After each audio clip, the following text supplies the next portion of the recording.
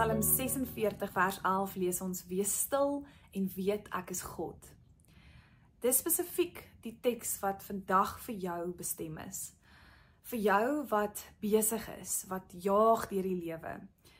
Ek weet as 'n mens 'n gesin het, is jy veral besig, maar selfs al het jy nie eers 'n gesin nie, en al is jy net verskriklik besig, of by jou werk, of met al jou sperdatums, of op jou skermtyd maak dat ons geweldig vinnig beweeg, die tempo van die lewe is net vinniger.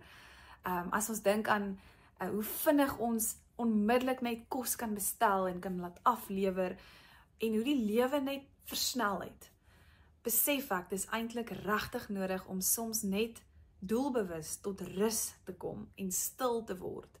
Partykeer is 'n mens se gedagtes so besig en jy dink aan soveel goed gelyktydig, of daar is soveel stemme in jou midde, soveel mense wat 'n inspraak het in jou lewe, dat jy regtig sukkel om net stil te word en te weet, God is wie hy is. En om net by sy voete te gaan sit.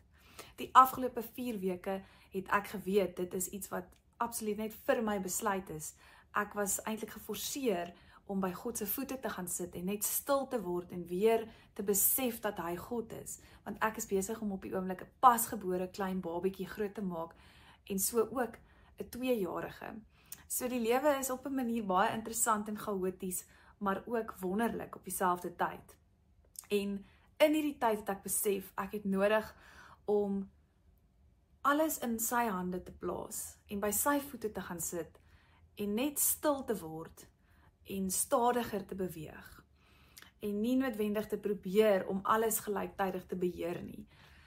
So vandag is my wens en my gebed vir jou, dat waar ook al jy nou is in jou lewe, dat jy net tot rus sal kom, dat jy sal leer om asem te haal, dat jy bewus sal word van al jou sintuie en dat jy die lewe sal inneem en sal geniet.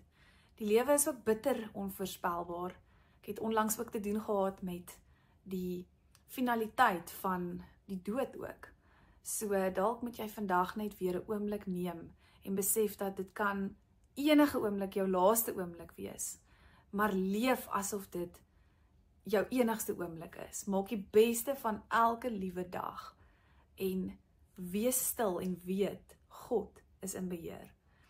En dink net weer vir 'n oomblik, wie is hierdie almagtige God? Gaan sit by sy voete en glo en vertrou opnuut. Jy kan maar oorgee, hy is in beheer.